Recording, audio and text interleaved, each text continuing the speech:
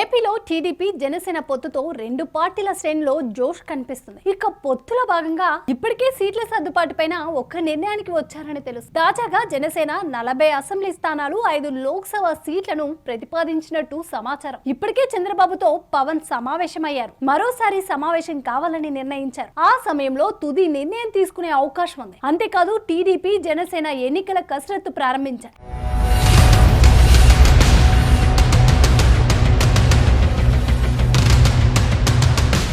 జగన్ ఓడించడమే తమ లక్ష్యమని ఇప్పటికే రెండు పార్టీల నేతలు ప్రకటించారు. ఇదే సమయంలో బీజేపీ తమతో కలిసి రావాలని పవన్ కోరుతున్నారు. బీజేపీ వైఖరిపై స్పష్టత రావాల్సి ఉంది. బీజేపీ నిర్ణయం తర్వాతనే టీడీపీ జనసేన సీట్ల గురించి అధికారికంగా ప్రకటన వచ్చే అవకాశం ఉంది. రెండు పార్టీల మధ్య సీట్ల విషయం ఇప్పటికే 2 సార్లు అగ్రనేతల మధ్య చర్చకు వచ్చింది, కానీ ఎట్టూ తేలలేదు. ఇటీవల మంగళగిరిలో కీలక నాయకులతో భేటీ అయిన జనసేనలోనూ ఇదే విషయం చర్చకు వచ్చింది. వచ్చే ఎన్నికల్లో 40 స్థానాలు తీసుకోవాలనేది పార్టీ నేతల వాదనగా ఉంది. కీలక నాయకులు నాదెళ్ల మనోహర్ మరికొద్దరు 40 స్థానాలకు తగ్గకుండా తీసుకోవాలనే వాదన వినిపించారని సమాచారం. అయితే ఇన్ని సీట్లు టీడీపీ ఇస్తుందా అనేది మరో సందేశం. అయినప్పటికీ 40 స్థానాలకు పట్టుబట్టాలనేది జనసేన నాయకుల మాట. ఒకవేళ 40 స్థానాలు ఇచ్చినా ఎన్ని గెలుస్తామనేది కూడా నాయకులు తేల్చేశారు. వీటిలో 30 స్థానాలకి పైగా గెలుపు సొంతం అవుతుందని అంచనా వేస్తున్నారు. ఇక జనసేన ఆశిస్తున్న సీట్లలో రాజమండ్రి రూరల్, కాకినాడ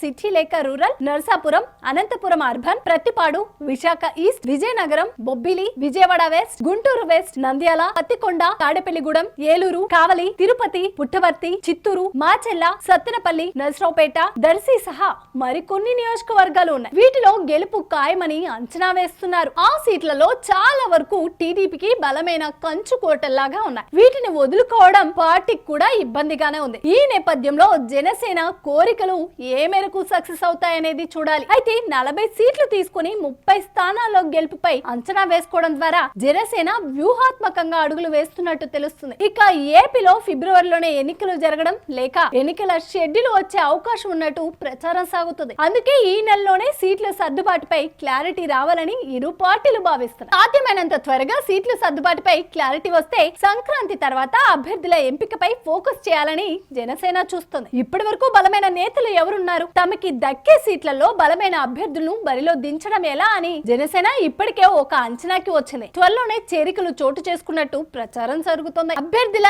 ఎంపీలలో ఇబ్బందులు ఉండవని, అయితే ఏ స్థానాలు దక్కుతాయనేది కీలకమని జనసేన నేతలు అభిప్రాయపడుతున్నారు.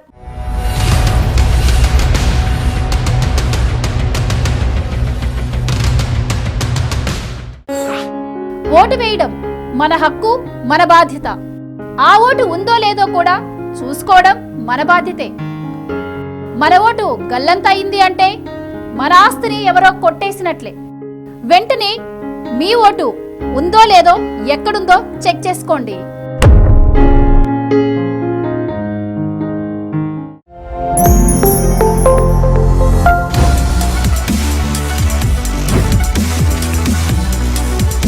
ఈ వీడియో కనుక మీకు నచ్చినట్టయితే లైక్ చేయండి, షేర్ చేయండి, సబ్స్క్రైబ్ చేయండి. అలాగే పక్కనే ఉన్న బెల్ ఐకాన్ని క్లిక్ చేయండి.